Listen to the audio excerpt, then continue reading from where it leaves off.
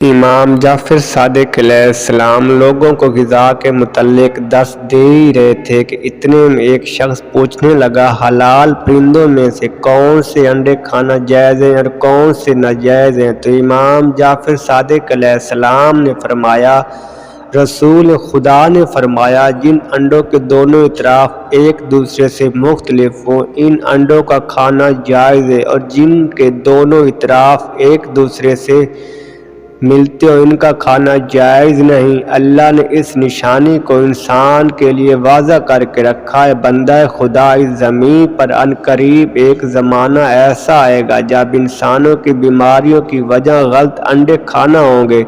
وہ انڈے شفا سمجھ کر کھائیں گے، لیکن کچھ انسانوں کی ہوس لالچ کی وجہ سے انڈوں میں ملاوٹ اور زہر ملایا جائے گا، اور یوں انسان اپنے ہی ہاتھوں سے بیماریوں کو خرید لے گا۔